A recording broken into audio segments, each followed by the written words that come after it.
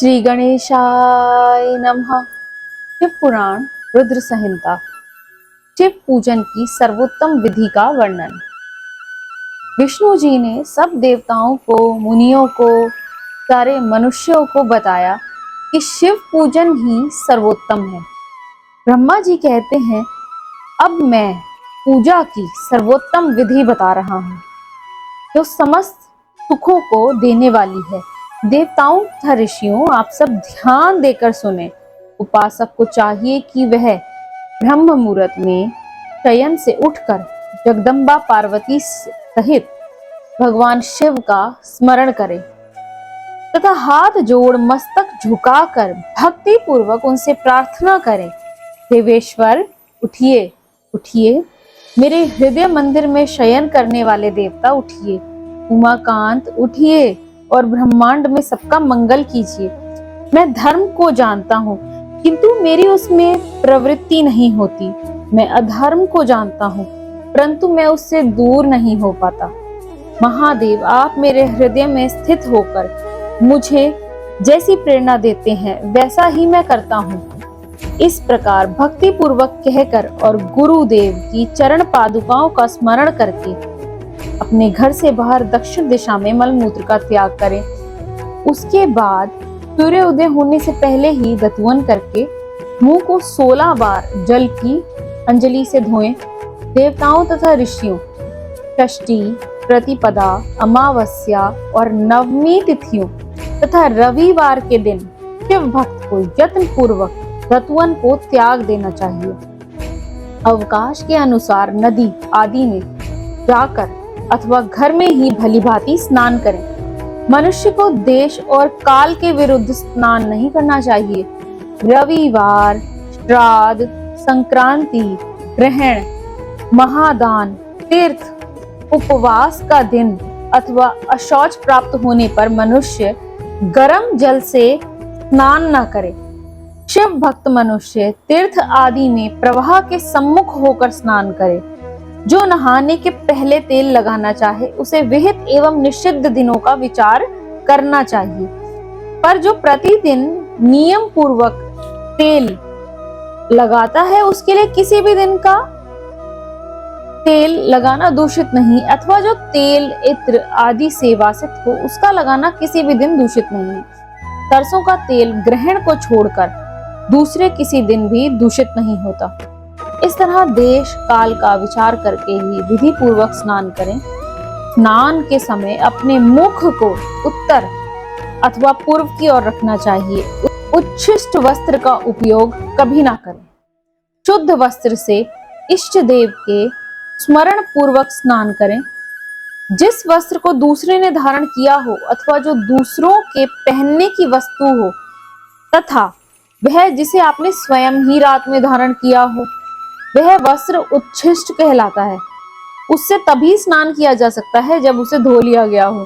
स्नान के पश्चात देवताओं, ऋषियों तथा पितरों को तृप्ति देने वाला तर्पण करना चाहिए। उसके बाद धुला हुआ वस्त्र पहने और आचमन करें। उसके बाद गोबर आदि से लीप पोत कर स्वच्छ किए हुए शुद्ध स्थान में जाकर वहां सुंदर आसन की व्यवस्था करें। ये आसन विशुद्ध लकड़ी का बना होना चाहिए, पूरा फैला हुआ तथा विचित्र होना चाहिए। अभिष्टता फलों को देने वाला हो। उसके ऊपर बिछाने के लिए यथा योग्य मृग चर्म ग्रहण करें। शुद्ध बुद्धि वाला पुरुष उस आसन पर बैठकर भस्म से त्रिपुंड लगाए। त्रिपुंड से जप तप तथा दान सफल होते हैं। भस्म के अभाव में त्रिपुंड का साधन जल भी हो सकता है। इस तरह त्रिपुंड करके मनुष्य रुद्राक्ष धारण करे और अपने नित्य कर्म को करे। फिर शिव की आराधना करे। उसके बाद 3 बार मंत्रोच्चारण करके आचमन करे और वहां शिव पूजा के लिए अन्न और जल लाकर रखे। दूसरी भी जो वस्तु आप जुटा पाए यथाशक्ति उसको अपने पास रखें। इस प्रकार पूजा की सामग्री को एकत्रित करके वहां पर ध्यान पूर्वक बैठें। फिर जल, गंध और अक्षत से युक्त एक पात्र लेकर उसे दाहिने भाग में रखें। उससे उपचार की सिद्धि होती है। फिर गुरु का स्मरण करके अपनी कामनाओं को अलग ना रखते हुए पराभक्ति से सपरिवार शिव का पूजन करें। एक मुद्रा दिखाकर सिंदूर आदि उपचारों द्वारा सिद्धि बुद्धि सहित विघ्नहर्ता गणेश जी का पूजन करें। लक्ष्य और लाभ से युक्त गणेश जी का पूजन करके उनके नाम के आदि में प्रणव तथा अंत में नमः जोड़कर नाम के साथ चतुर्थी विभक्ति लगाते हुए नमस्कार करें, जैसे ओम गणपतये नमः।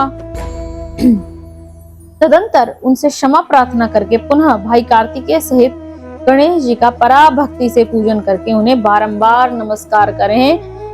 तत्पश्चात उसके बाद सदा द्वार पर खड़े रहने वाले द्वारपाल महोदय का पूजन करके सती साध्वी गिरिजानंदिनी उमा का पूजन करें। चंदन कुमकुम धूप दीप अनेक प्रकार के नैवेद्यों से शिव का पूजन करें। नमस्कार करने के बाद साधक शिव जी के समीप जाए, यथा संभव अपने घर में मिट्टी सोना चांदी धातु या पारे आदि की शिव प्रतिमा बनाएं और उसे नमस्कार करके भक्ति परायण हो उसकी पूजा करें। उसकी पूजा हो जाने पर सभी देवता पूजित हो जाते हैं। मिट्टी का शिवलिंग बनाकर विधि पूर्वक उसकी स्थापना करें। अपने घर में रहने वाले लोगों को स्थापना संबंधी सभी नियमों का सर्वथा पालन करना चाहिए। भूत शुद्धि एवं मातृ कन्या करके प्राण प्रतिष्ठा करें।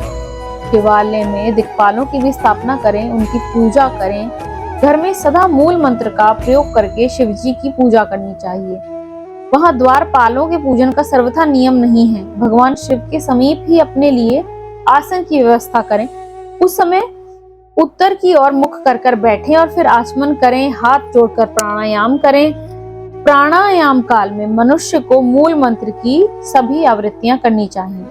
हाथों से 5 मुद्राएं दिखाएं, यह पूजा का आवश्यक अंग है। उन मुद्राओं का प्रदर्शन करके ही मनुष्य पूजा विधि का अनुसरण करे। तदंतर वहां दीप निवेदन करके गुरु को नमस्कार करें और पद्मासन या भद्रासन बांधकर बैठें।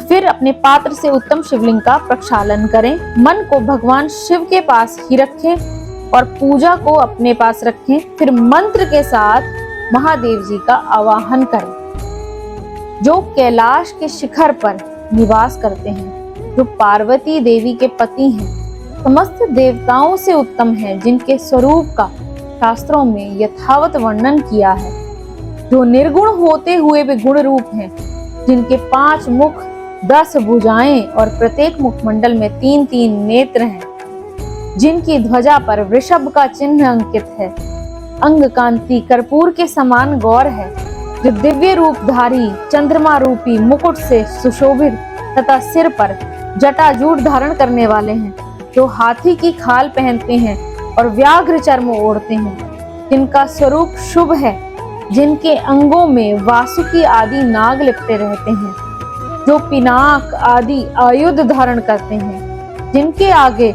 8 सिद्धियां निरंतर नृत्य करती हैं, भक्त समुदाय जय जयकार करते हुए जिनकी सेवा में लगे हैं, दुस्सह तेज के कारण जिनकी ओर देखना भी कठिन है, जो देवताओं से सेवित तथा संपूर्ण प्राणियों को शरण देने वाले हैं, जिनका मुख प्रसन्नता से खिला हुआ है, वेदों और शास्त्रों ने जिनकी महिमा का गुणगान किया है, विष्णु और ब्रह्मा भी सदा जिनकी स्तुति करते हैं, तथा जो परमानंद स्वरूप हैं, उन भक्त वत्सल शंभु शिव का मैं आवाहन करता हूँ।